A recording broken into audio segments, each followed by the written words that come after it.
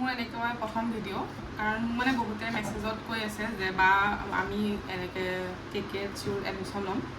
Assamese ডিপাৰ্টমেণ্টৰ কি বিষয় ল'ম বা কোনকেইটা বিষয় ল'লে সহজ হ'ব সেই বিষয়ে অলপমান কৈ দিয়কচোন বুলি মই ভাবিলোঁ চবকে পাৰ্চনেলি মেছেজ দি থকাতকৈ ভিডিঅ' এটাই বনাই দিওঁ 2 মাহমান ধৰি ভাবি আছোঁ যেনেকৈ মই UGC নেট বিষয়কো ভিডিঅ' বনাম কিন্তু প্ৰিপেয়াৰ কৰিব পৰা নাছিলোঁ নিজকে বনাবৰ কাৰণে ইমানো সহজ নহয় কেমেৰাৰ লগত বহি এনেকৈ ঘপককৈ পঢ়াবৰ কাৰণে বা কিবা এটা ক'বৰ কাৰণে তথাপিও সাহস কৰি আজি আহিছোঁ ভাল লাগিলে লাইক কমেণ্ট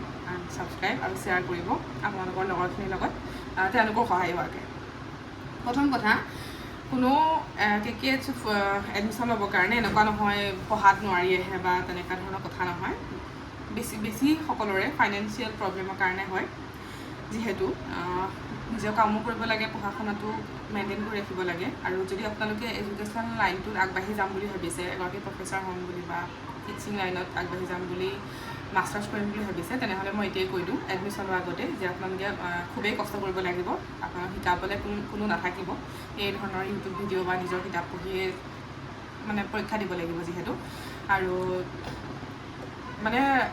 পাৰ্চেণ্টেজটো কম হ'লে মানে বহুতখিনি অসুবিধা হৈ যায় সেইকাৰণে মানে প্ৰথমতে আপোনাক প্ৰিপেয়াৰ কৰিব লাগিব যে মই পাৰ্চেণ্টেজটো বহুত মানে ভাল কৰিম আৰু প্ৰথমতে কষ্ট কৰি পঢ়িব লাগিব আৰু মই প্ৰথম এতিয়া যিহেতু ফাৰ্ষ্ট ছেমিষ্টাৰ এডমিশ্যন হৈ আছে নতুনকৈ আপোনালোকে এডমিশ্যন ল'ব মই কি বিষয় লৈছিলোঁ অসমীয়া বিভাগত মই সেইখিনি কৈ দিছোঁ প্ৰথম 3টা ছাবজেক্টটো কম্পালচৰি থাকিবই বাকী 3টা মই কি লৈছিলোঁ সেই 3টা মই কৈ দিছোঁ প্ৰথম মই লৈছিলোঁ অসমীয়া সাহিত্যত পাশ্চাত্যৰ প্ৰভাৱ বিশেষকৈ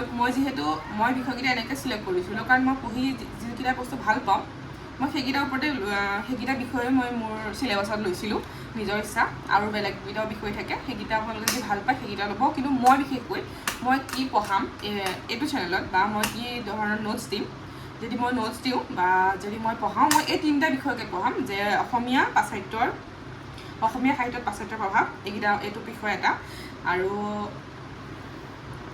social entrepreneurship and project management 2 number বিষয় এইটো ফাৰ্ষ্ট ছেমিষ্টাৰৰ আৰু এটা হৈছে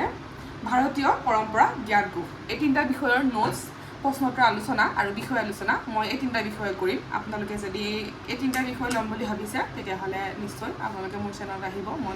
ভিডিঅ' প্ৰস্তুত কৰিম এই 3টা বিষয়ক লৈ কি পঢ়িব লাগে কেনেকুৱা ধৰণৰ প্ৰশ্ন আহিব আৰু বাকী কম্পালচৰি বিষয় যিটো কৰিমেই সেইকেইটা মই এবাৰ কৈ দিছোঁ অসমীয়া সাহিত্যৰ বুৰঞ্জী আদিৰ পৰা মধ্যযুগলৈ অসমীয়া সাহিত্যৰ বুৰঞ্জী অৰুণোদয় যুগৰ পৰা ৰামধেনু পৰৱৰ্তী কাললৈ আৰু 3 নম্বৰটো হৈছে অসমীয়া ভাষা পৰিচয় আৰু কৰ্মবিকাশ এই 3টা আপোনালোকৰ ক'ৰ ছাবজেক্ট বাকী 3টা মই যোনটা ক'লোঁ অসমীয়া সাহিত্যত পাশ্চাত্যৰ প্ৰভাৱ 1 নম্বৰ 2 নম্বৰ